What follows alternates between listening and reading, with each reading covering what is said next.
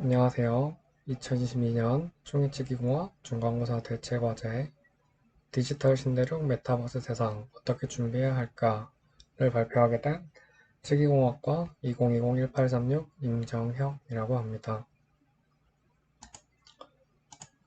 이번 발표는 4가지 발목차를 가지고 발표를 진행하려고 합니다. 우선 메타버스는 무엇인가에 대해 그 정의를 살펴보고 이후 메타버스의 현황을 짚어보도록 하겠습니다. 이후 우리가 무엇을 준비해야 하는지 정리하면서 마무리할 예정입니다. 먼저 메타버스의 정의부터 살펴보도록 하겠습니다.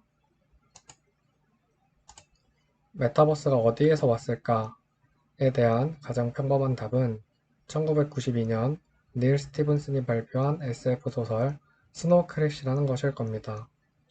이 소설은 소프트웨어와 전 세계적인 광섬유 통신망에 의해 가능해진 컴퓨터가 생성한 가상세계를 그리고 있습니다. 그런데 책에 등장하는 21세기의 로스앤젤레스에서 세상은 사회 불평등, 성차별, 인종차별, 빈부격차로 인해 분리된 커뮤니티, 감시, 초자본주의, 초거대 기업, 그리고 부패한 치안 등으로 가득 찬 엉망인 곳입니다. 물론 소설에 나오는 메타버스도 이와 같이 디스토피아적인 세계관이기는 마찬가지입니다. 메타버스도 사회 불평등과 초자본주의로 인해 고통받는 곳입니다. 소설 속 메타버스는 아무나 접속할 수 있는 곳이 아니며 메타버스에서 누릴 수 있는 경험은 사람들이 가진 장비의 품질과 인터넷 연결 속도, 전기, 컴퓨터 성능 등에 따라 결정됩니다. 재력이 있는 사람들은 정교한 형태의 디지털 아바타를 원하는 대로 만들 수 있지만 그렇지 않은 사람들은 브랜디나 클린트 같은 이름을 가진 단순한 모양의 아바타로 만족해야 합니다. 이렇게 보면 많은 독자들이 이 책을 단순히 최첨단 공상과학 과학소설이 아니라 말기 자본주의와 테크노 유토피아적 환상에 대한 비판으로 본 것도 그다지 놀라운 일은 아닐 것입니다. 따라서 이 책은 메타버스의 시초이기는 하지만 우리가 생각하는 메타버스라는 개념 자체를 처음 제시했다고 보기에는 무리가 있습니다. 메타버스에 대해 가장 세밀하면서도 학술적 접근을 취한 연구는 2007년에 소개된 미국 미래 가족화 연구재단의 보고서입니다. 이 미국 미래 가족화 연구재단은 Acceleration Studies Foundation으로 ASF라고도 합니다.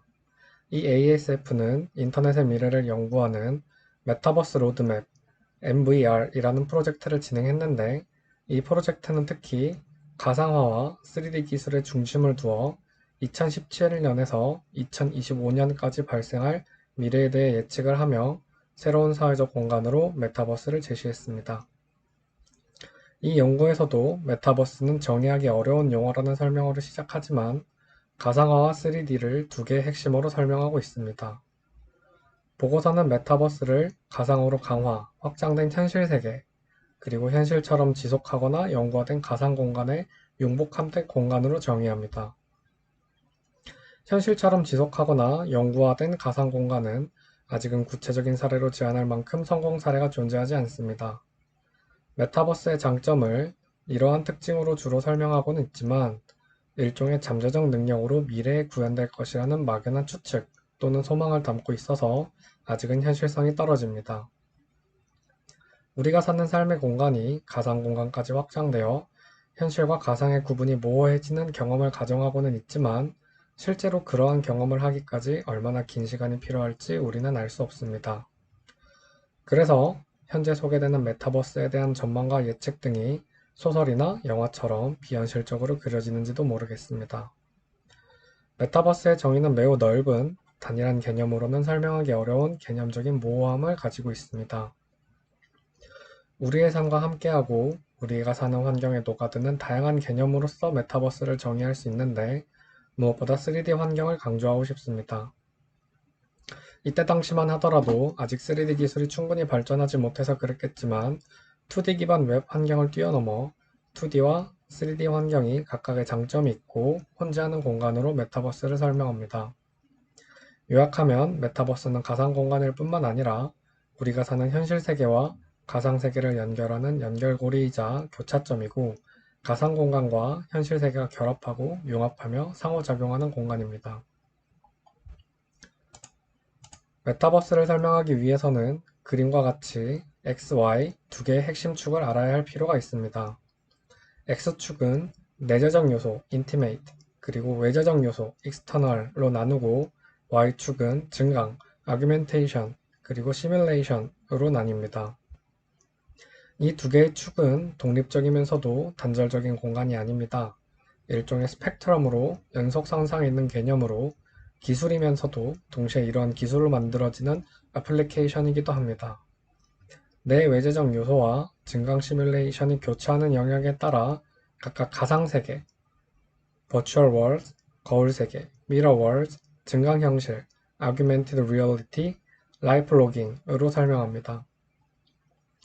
구체적으로 각각의 축을 설명하면 먼저 X축은 내재적 요소와 외재적 요소로 구분되는데 내재적 요소는 아바타 또는 실제 모습을 통해 사용자의 정체성과 행동을 나타내는 기술을 의미하고 외재적 요소는 사용자를 둘러싸고 있는 세상에 관한 정보와 통증력을 제공하는 기술을 말합니다. 즉, 내재적 요소는 사용자로, 외재적 요소는 사용자를 둘러싼 환경으로 이해할 수 있습니다. 한편, Y축은 증강과 시뮬레이션으로 나뉘는데 증강은 실제 환경에서 새로운 제어, 정보 시스템 레이어를 쌓아 올리는 기술을 말하고 시뮬레이션은 상호작용을 위한 공간으로 완전히 새로운 가상의 환경을 제공하는 기술을 말합니다. 이를 쉽게 표현하면 증강은 실제 환경 기반 기술이고 시뮬레이션은 컴퓨터 그래픽으로 만든 가상을 만드는 기술을 의미합니다. 널리 알려진 증강현실과 가상현실의 차이를 생각하면 증강과 시뮬레이션의 차이를 쉽게 이해할 수 있는데 이 둘은 메타버스의 4개의 유형에 속하는 것이기에 다음에서 더 자세히 설명드리도록 하겠습니다. 가상세계 또는 가상현실은 말 그대로 현실과 비슷하게 가상의 것을 만들어낸 환경을 의미합니다. 가상현실은 컴퓨터 그래픽으로 만들어진 세계와 몰입하고 상호작용할 수 있는 환경을 의미합니다. 가상의 것을 만들어내는 것이기 때문에 그 제현물이 사용자가 현실적으로 받아들일 수 있느냐의 여부에 따라 사용자는 긍정적 또는 부정적 경험을 하게 됩니다. 가상현실은 사용자를 가상세계에 완전히 몰입시킨다는 점에서 증강현실 또는 혼합현실과 구분됩니다. 증강, 혼합현실은 가상환경의 한 예이긴 하지만 현실세계에 가상의 대상물을 나타낸다는 점에서 가상현실과 차이를 보입니다. 이러한 이유로 가상현실은 HMD의 영향 역할이 중요합니다. 가상현실은 사용자를 가상세계에 완전히 몰입시켜야 하므로 눈을 현실로부터 완전히 차단합니다. 이를 차단하는 기술이 HMD입니다. 가상현실의 정의에 따르면 결국 핵심은 몰입할 수 있는 그리고 가상의 대상물과 상호작용할 수 있는 자연스러운 환경을 제공하는 것입니다. 가상현실은 현실을 똑같이 재현하거나 화성이나 목선처럼 존재하지만 경험해보지 못한 세계를 그려내거나 또는 외계인과 같이 존재 자체의 유무를 확인할 수 없는 가상의 것을 만들어내는 환경을 제공할 수 있는데 아이러니하게도 가상이라고 해서 인간 경험을 무시한 전혀 새로운 경험을 제공하는 것은 사용자의 관점에서 받아들이기 힘든 수용성의 문제를 일으킬 수 있습니다. 따라서 가상 환경을 제작할 때는 과학적 관점에서 사실 그대로 전달하는 목적이 있을 경우를 제외하고는 사용자 경험에 기반을 둔 환경을 제공해야 합니다. 앞서 설명드린 스티븐슨의 책 스노우 크러쉬에서 아바타를 만들어 메타버스에 들어가기 때문에 아바타란 용어가 마치 메타버스에서 보이는 캐릭터를 일컫기 쉬운데 학술적으로 가상세계의 캐릭터는 아바타와 에이전트로 나누어지기 때문에 이에 대한 구분이 필수적입니다.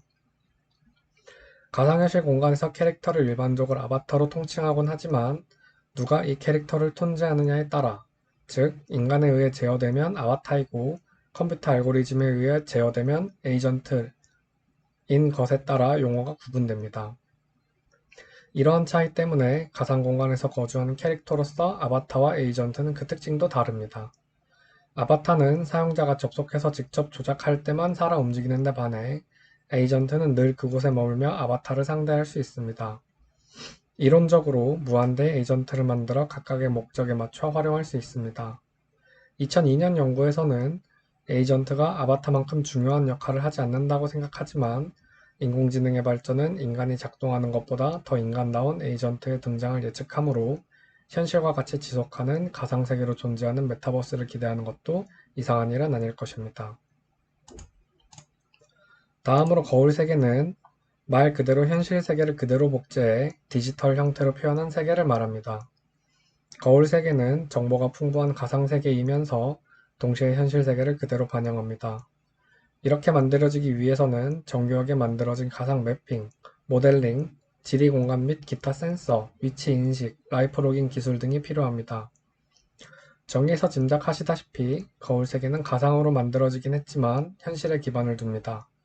우리가 사는 세상이 그대로 디지털로 만들어져 가상세계에 존재한다고 볼 수 있습니다. 거울 세계는 가상현실 기술을 통해 컴퓨터로 구현된다는 점에서 일반 가상세계 혹은 가상환경 공간과 유사하지만 복제의 대상이 우리가 사는 세상이라는 점에서 일반적인 가상세계와 구분됩니다. 즉, 게임이나 가상현실 기반 플랫폼은 거울 세계에 포함되지 않습니다. 대표적인 사례로는 카카오나 네이버 지도가 될 수 있습니다. 우리가 사는 공간을 그대로 디지털 형태로 복제해 지도 서비스로 제공하기 때문에 현실 세계를 그대로 반영하면서도 각종 도구를 통해 더욱 현실감 있는 정보를 제공합니다. 지도 자체가 갖는 풍부한 정보, 가령 교통 통제가 있거나 사고가 있는 곳, 꽉 막힌 곳을 특정 표시나 빨간색으로 나타냄으로써 정보를 제공하고 목적지에 도착하기 위한 더 빠른 경로를 제공하는 것은 대표적인 거울 세계의 한 예입니다.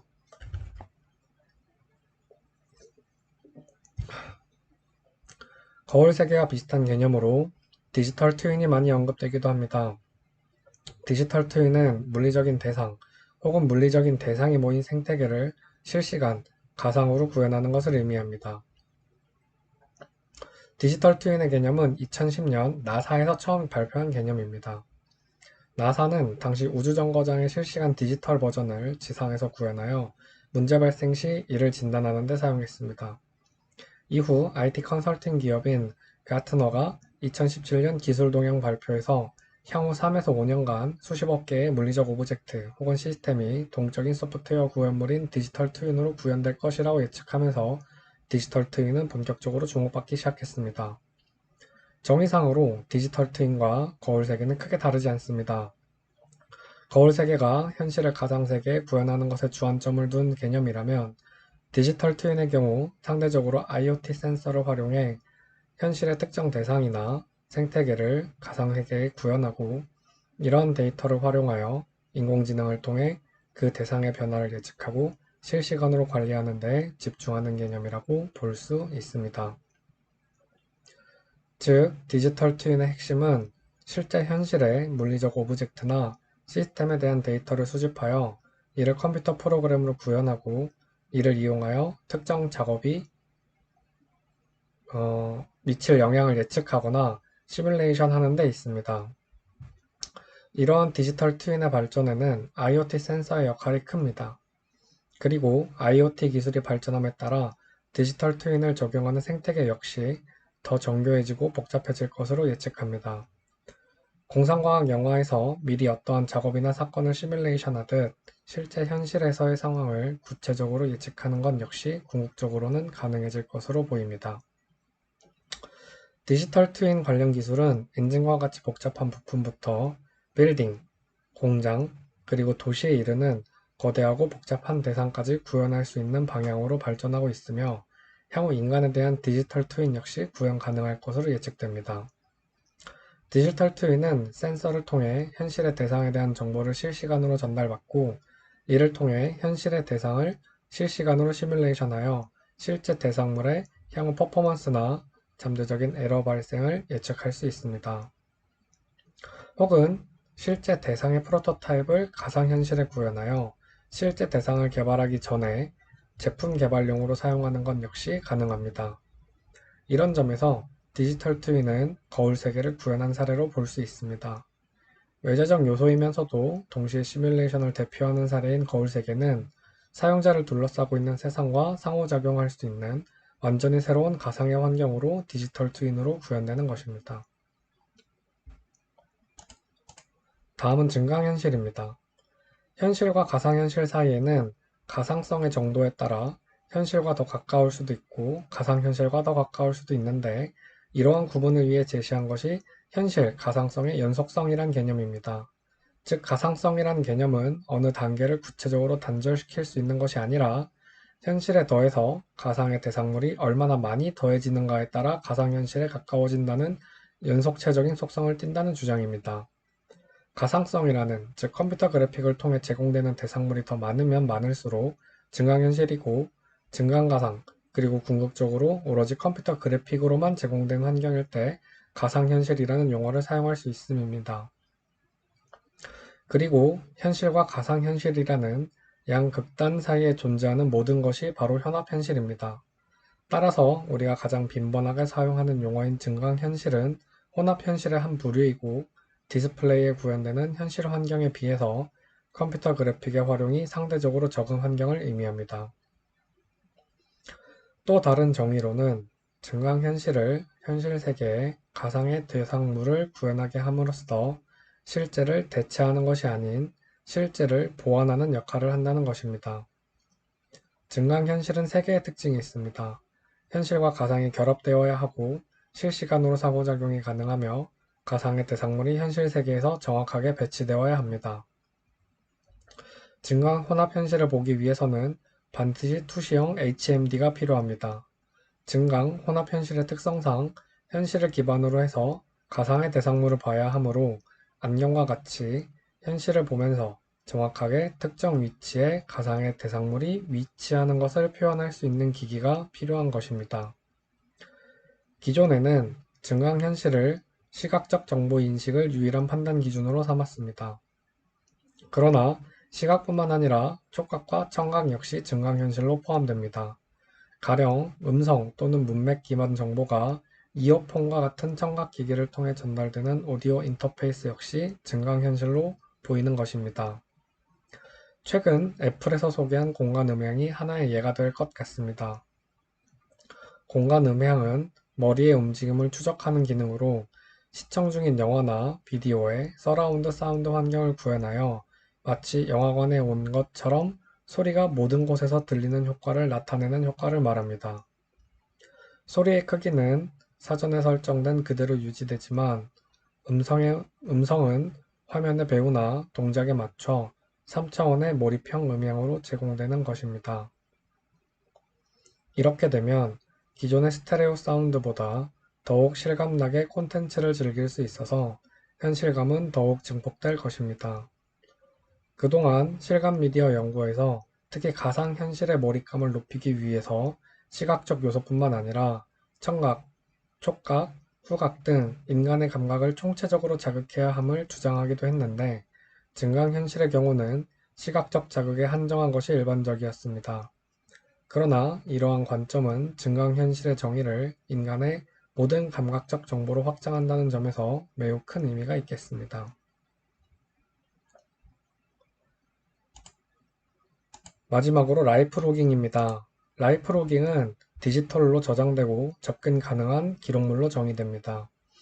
여기서 말하는 기록물이란 직접적인 경험을 통해 만들어낸 온갖 종류의 기록물로 사물과 사람의 기억, 관찰, 의사소통과 행동 등 일상을 기록한 것을 의미합니다. 일반적인 라이프 로깅은 센서가 수집한 일상생활의 데이터를 수동적으로 수집, 처리, 반영하는 과정으로 정의됩니다. 일상생활 데이터는 주로 사용자가 착용한 웨어러블 센서가 수집하지만 사용자를 둘러싼 다양한 센서에 의해서도 수집된 데이터도 포함될 수 있습니다. 이 정의가 갖는 독특한 의미는 수동적이라는 용어가 들어가 있는 것입니다. 마치 우리의 일상을 센서가 모두 기록하는 것으로 표현하고 있지만 실제로 사용자의 선택으로 센서가 작동되는 순간부터 데이터가 수집되는 것을 강조해서 수동적이라는 표현을 쓴 것입니다. 결국 라이프 로깅의 의미는 스쳐 지나가는 우리가 보고 듣고 경험하는 것을 디지털로 기억하고 언제 어디서든지 원할 때는 그 기록물에 접근해서 사용할 수 있다는 것으로 설명할 수 있습니다. 이런 정의에서 파악할 수 있듯이 라이프 로깅을 하기 위해서는 다양한 종류의 기술이 기반이 되어야 합니다. 먼저 소형이면서도 저렴한 센서가 필요하고 정확한 위치 정보를 파악하는 GPS가 내정된 센서는 데이터를 정확하게 수집해야 합니다. 수집된 데이터를 저장할 스토리지가 있어야 하고 이 데이터를 서버에 보내는 통신 기술이 필요합니다. 라이프로깅이 주목받은 이유는 저장된 데이터가 법적, 경제적, 도구적 목적에 따라 사용될 수 있다는 실용적인 가치를 지녔기 때문입니다. 지금은 비록 그 가치를 평가하기 힘들다고 하더라도 기록되고 보존된 데이터는 언젠가는 유용할 것이라는 기대가 있습니다. 이러한 가치 평가는 빅데이터의 그것과 같습니다. 하루에 수억 바이트씩 쌓이는 데이터는 비록 지금은 아무 쓸모없이 보일 수 있지만 데이터의 의미를 파악할 수 있는 수준이 된다면 쓰레기처럼 버려진 이 데이터들이 황금알을 낳는 거위가 될 수 있습니다. 실버라는 작가는 그의 책 소음과 신호에서 빅데이터의 중요성을 수많은 정보에서 소음과 신호를 구분하는 것으로 설명하고 있습니다. 인류의 역사에서 수없이 쌓여온 정보는 아무런 의미를 찾지 못하고 버려지거나 매우 극소수의 정보만이 유의미하게 사용되어 왔습니다. 그러나 최근 컴퓨팅 파워와 알고리즘의 발전은 인공지능의 무한한 능력을 산출하고 이때까지 쓸모없이 버려졌던 데이터를 활용해 새로운 이익을 창출하고 있습니다. 라이프로깅의 의미는 아직은 기술의 한계로 인해 의미 없을지도 모르는 개인의 정보를 빅데이터화해서 가치 있는 정보로 만들기 위한 첫 번째 작업입니다. 그러나 마냥 쌓아가는 데이터가 미래 가능성만 보고 마냥 긍정적이기는 어렵습니다. 2025년까지 데이터 양이 175 제타바이트, 즉 64기가 스마트폰 2조 6천억 대 분량까지 늘어날 것으로 예측하지만 정작 이 데이터의 절반은 어떤 데이터인지 확인조차 안 돼 인프라와 인력 투자 등 경제적 비용을 증가시키고 불필요한 이산화탄소를 발생시킬 전망입니다. 범람하는 정보 속에서 쓸만한 신호를 제대로 가려내기만 한다면 이는 새로운 부의 원천이 되겠지만 그렇지 못한다면 사회적 비용은 더욱 증가할 것입니다. 그렇다면 이러한 라이프 로깅이 어째서 메타버스에서 내재적 요소와 증강 영역의 사례로 제시되는지, 그것은 라이프 로깅이 결국 나의 데이터이기 때문입니다. 나의 과거가 고스란히 저장되고 디지털화되어 존재하게 된다는 것은 언제든지 나의 어제를 재현할 수 있다는 의미입니다. 즉, 라이프 로깅은 지나간 나의 존재입니다. 메타버스의 하나의 축인 내재적 요소는 아바타 또는 실제 모습을 통해 사용자의 정체성과 행동을 나타내는 기술을 의미하므로 나의 과거는 내재적 요소로 존재하는 내가 됩니다. 중요한 것은 이러한 내가 나를 더욱 진짜처럼 만드는 증강 요소로 작용할 수 있다는 것입니다. 내가 가진 기억과 경험은 사라지거나 왜곡되기 마련입니다. 그러나 데이터로 저장된 라이프 로깅은 온전하게 나의 모습 그대로 존재하게 됩니다. 내가 누구인지 쌓여있는 과거의 나는 현재의 나를 규정합니다. 그것도 현재의 나를 더 정교하면서도 정확하게 말입니다. 라이프 로깅은 내가 좋아하고 원하는 정보만을 받을 수 있도록, 그리고 반대로 내가 싫어하고 원치 않는 정보를 회피할 수 있게 활용될 것입니다. 또한 라이프 로깅은 단지 사물이나 정보에 그치지 않을 것입니다. 내가 좋아하는, 함께 있고 싶은 사람과의 접촉을 증가시키고 그 반대의 경우를 최소화하는 시스템의 제공으로 나의 현재를 더욱 풍요롭게 할 것입니다. 이런 의미에서 라이프 로깅은 현실을 더욱 풍요롭게 만드는 메타버스로 존재하게 됩니다. 최적화된 시스템의 적용으로 환경 문제를 해결하고 경제적 이익을 극대화하는 동시에 사회 문제의 해결을 방안을 제시하는 근거가 되기도 하고 결과가 되기도 합니다. 메타버스가 단지 현실과 대척점에 있는 가상세계로 존재하는 이분법적인 세계가 아닌 연계하며 공존하고 융복합된 공간임을 드러내는 것이 바로 라이프 로깅입니다. 이번 챕터에서는 메타버스의 형황에 대해 알아보도록 하겠습니다. 그래프가 하나 있습니다. 이 그래프는 계속해서 별다른 진전이 없다가 2021년 10월쯤에서 최대치를 찍고 이후 최근까지 급격하게 감소하는 모습을 보입니다. 이 그래프는 구글 트렌드 통계 데이터입니다. 어떤 키워드에 대한 검색량이 기간 내 가장 높을 때를 100으로 두고 시간에 따른 검색량을 비율로 나타낸 그래프입니다. 어떤 키워드에 대한 검색 결과냐면 메타버스에 대한 검색 결과입니다. 21년 10월이 최고점인 이유는 이때 페이스북이 사명을 메타로 변경하며 메타버스에 대한 세계적인 관심도가 증가하였기 때문입니다. 그러나 이후 세계적인 메타버스에 대한 관심도 추세는 4분의 1 토막이 났습니다. 메타라는 기업의 기업 가치 역시 이와 동일한 추세를 보이고 있습니다. 메타의 기업 가치는 사명 변경 이후 증가하지 못했고 현재 해당 지점 대비 반에도 미치지 못하는 수준까지 떨어졌습니다. 하지만 이것은 빙산의 일각일 뿐이고 메타버스를 주도하는 세계적 기업의 현황일 뿐이며 메타버스 그 자체의 미래를 보여주는 것은 아니라고 말씀드리고 싶습니다. 2006년 출시된 로블록스는 현재 미국의 16세 미만 청소년의 55%가 가입하고 월 이용자가 1억 5천만 명, 하루 접속자가 4천만 명에 이르고 있습니다. 800만 명의 사용자가 자체 제작한 5천만 개의 게임이 유통되고 있는 거대한 메타버스 플랫폼입니다. 로블록스 제작사는 2021년 초 상장돼 460억 달러의 가치를 갖고 있습니다. 다음으로 2017년에 출시된 에픽게임즈의 포트나이트 파티 로열은 사용자들의 소셜 공간에 해당하며 가입자가 3억 5천만 명을 넘습니다. 사용자들이 가상 공간에 모여 영화나 콘서트를 즐깁니다. 2022년 4월 힙합 가수 트래비스 스콧의 콘서트에 동시 접속자가 1230만 명이었고 5일간 참여자는 2700만 명, 그리고 2천만 달러의 수입을 올렸다고 합니다.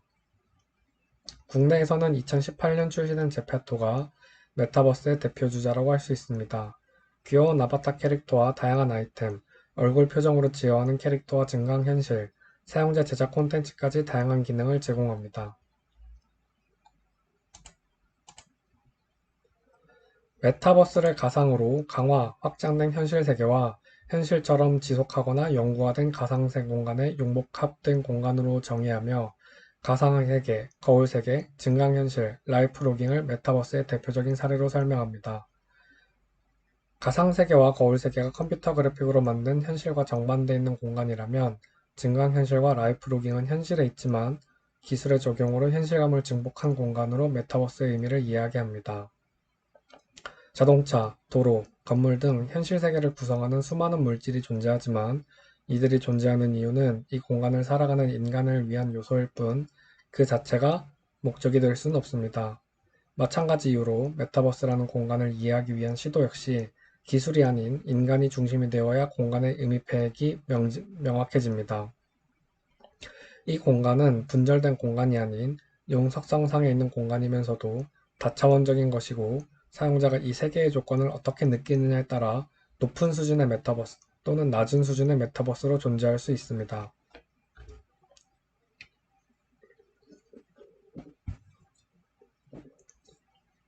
메타버스를 정의하는 첫 번째는 커뮤니케이션 양식입니다.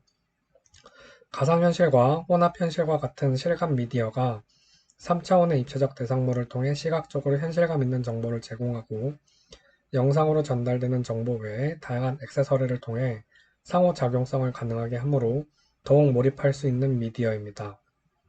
시각, 청각, 촉각, 후각 등 다양한 감각이 서로 보완적으로 상호작용함으로써 다감각에 의존한 표현 방식을 통해 인간의 지각력을 높임으로써 실감 미디어는 정보에 대한 감각적 몰입을 가져오기 때문입니다.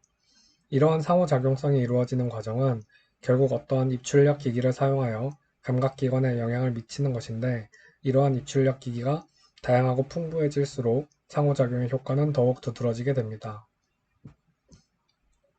미디어가 개인에게 전달하는 정보 전달 능력이 높을수록 풍요로운 미디어, 그 반대의 경우는 풍요롭지 못한 미디어라고 합니다. 이 정의에 따르면 대면 커뮤니케이션은 가장 풍요로운 미디어이며 텍스트로만 이루어진 편지는 풍요롭지 않은 미디어입니다. 비록 이러한 특징들은 미디어가 가진 자체의 속성으로 규정하기도 하지만 미디어에 대한 수용자들의 인식이 더 중요합니다. 즉, 기술적으로 다양한 감각기관의 정보를 전달하는 채널의 수도 중요하지만 실제로 사용자가 이 채널이 얼마나 풍부한지 느끼는 감정이 더 중요한 것입니다. 현재 메타버스의 대표적 사례로 널리 알려진 제페토나 로블록스의 예를 들면 이 두 플랫폼은 모든 커뮤니케이션 양식에서는 매우 낮은 단계의 메타버스입니다. 스마트폰에 손가락을 대거나 마우스를 움직여 아바타를 조정하는 것은 인간 커뮤니케이션과는 어울리지 않습니다. 글로 하는 채팅에 더해 말로 하는 소통 기능을 넣기도 했지만 시차와 노이즈, 끊긴 현상 때문에 원활한 커뮤니케이션이 이루어지지 않습니다. 이런 정도 수준으로 메타버스를 새로운 세상으로 이야기하기에는 아직도 넘어야 할 장벽이 많습니다. 현실 비경실 경험의 경우에는 대표적으로 우리가 사는 현실과 같이 자유로운 거래가 이루어지는 공간일수록 높은 단계의 메타버스라고 할 수 있는 것을 예로 들 수 있습니다. 2011년 어니스트 클라인의 소설 레디 플레이어 원에서는 현실의 대리공간으로 만든 새로운 세계인 오아시스라는 디지털 세계를 소개합니다. 이 공간은 2018년에 개봉된 같은 이름의 영화 레디 플레이어 원에서와 같은 우울한 현실과 환상적인 가상세계를 상반된 모습으로 잘 그려내며 메타버스와 현실과 비현실적 모습을 가장 잘 그려냈다고 볼 수 있습니다. 이런 세상을 직접 경험하기엔 아직 많은 시간이 걸릴 것으로 생각되지만 블록체인, 디지털 화폐, 360도 공간 음향, 가상세계 플랫폼 등 각기 다른 영역에서 개발되는 새로운 기술은 통합과 연계로 새로운 경험을 만들어내고 있습니다. 마지막으로 확장 현실 공간은 현실, 혼합현실, 가상현실에서 현실의 경험을 극대화할 수 있는, 즉 현실보다 더 현실 같은 경험을 주는 환경을 말합니다. 더욱 생생한 느낌과 몰입감을 증가시키며 시간 가는 줄 모르는 경험을 가능하게 하는 환경일수록 높은 단계의 메타버스라고 볼 수 있습니다. 특히 확장 현실은 공간의 의미보다는 감각의 극대화, Sense of XR가 더 중요합니다. 확장 현실은 현실에서부터 가상현실까지 어느 곳에서나 존재하는 것으로 진짜보다 더 진짜 같은 경험, 즉 감각의 극대화를 이루는 것을 의미한다고 볼 수 있습니다. 이런 의미에서 확장 현실은 메타버스에서 가장 중요한 조건입니다.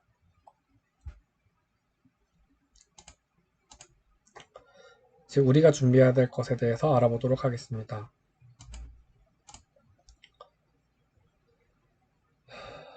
메타버스에서는 현실 또는 비현실 경험을 할 수 있다고 방금 전 규정했습니다.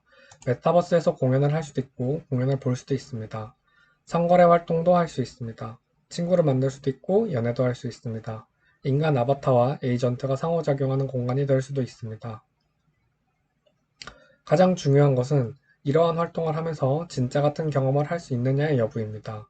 진짜 같은 경험은 몰입감을 증가시킵니다. 최근 가상현실에서 입학식을 하거나 신입사원을 교육한다는 소식이 마치 대단한 사건인 것처럼 보도되고 있습니다. 메타버스의 사례로 소개되는 이러한 배경에는 새로운 것은 늘 좋은 것이라는 친혁신적 편향에 근거하고 있습니다. 중요한 것은 이렇게 무언가를 했다는 결과가 아니라 실질적으로 그 공간에 참여했던 사용자가 실제 환경에 참여한 것과 같은 느낌이 들었는지의 여부입니다. 언론이나 방송에서 소개되는 그리고 기업이 자랑하는 메타버스의 문제점은 바로 사용자 경험 평가는 배제한 채 만들었다 또는 운용했다 하는 것에 그친다는 것입니다. 꼭 가상현실에 한정된 이야기가 아닙니다. 디지털 트윈도 마찬가지입니다. 디지털 트윈의 도입은 기술 혁신에 도움이 될 뿐만 아니라 사용자 경험을 보다 정확하게 이해하는 것을 가능하도록 해준다는 점에서 의미가 있습니다. 그리고 사용자에 대한 이해를 바탕으로 기존 제품이나 서비스를 사용자의 필요에 부합하는 방향으로 개량하는 것이 가능하며 나아가 신규 서비스 개발에도 활용하는 것이 가능하다는 점이 중요합니다. 메타버스는 단지 하나의 특정된 공간이 아닙니다. 텍스트, 이미지 기반으로 제한된 경험을 하는 낮은 단계의 확장 현실 경험을 할 수 있는 메타버스에서부터 언어, 비언어 커뮤니케이션으로 경제 활동을 하는 높은 단계의 확장 현실을 경험할 수 있는 메타버스까지 공존하는 다양한 공간으로 존재합니다. 가장 중요한 것은 이러한 환경에서 사용자가 어떻게 느끼는가입니다. 스마트폰 디스플레이에 손가락 움직이는 환경에서는 한두 번 재미삼아 시도하는 허니문 효과가 있을지언정 이를 지속하기는 힘듭니다. 높은 차원의 메타버스를 당장은 기대할 수는 없어도 기술이 아닌 인간, 사용자를 분석함으로써 높은 단계의 메타버스를 경험한 듯한 느낌을 줄 수 있습니다. 지금은 스마트폰에서 왼손으로 방향을 조정하고 오른손으로 점프를 하거나 특정 행동을 하지만 앞으로 몇 년 후에는 HMD를 끼고 양손에는 컨트롤러나 햅틱 인식 장갑을 끼고 자연스럽게 움직일 수 있을 것입니다. 이와 같은 행동 양식으로 즐길 수 있을 때 메타버스는 고차원적 공간으로 존재할 수 있을 것입니다. 마치 애플 아이폰이 처음 만들어질 당시 이미 존재하는 소재와 부품들을 최적화하여 매력적인 디자인으로 세상을 놀라게 했듯이 말입니다. 향후 메타버스에서 무엇보다도 중요한 것은 누구를 위한 메타버스냐는 것입니다.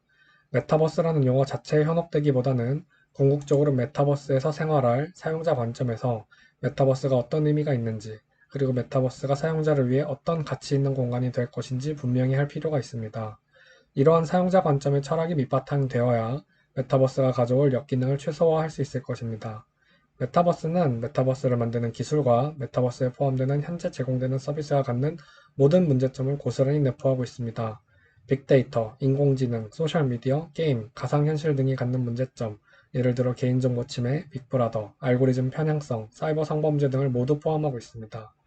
향후 메타버스가 기술적 관점과 시장의 관점과 더불어 사회적 위험으로부터 보호될 방안을 구체화해야 하는 것도 바로 사용자 관점이 필요한 이유입니다. 지금까지 경청해 주셔서 감사합니다. 이상으로 발표를 마치겠습니다.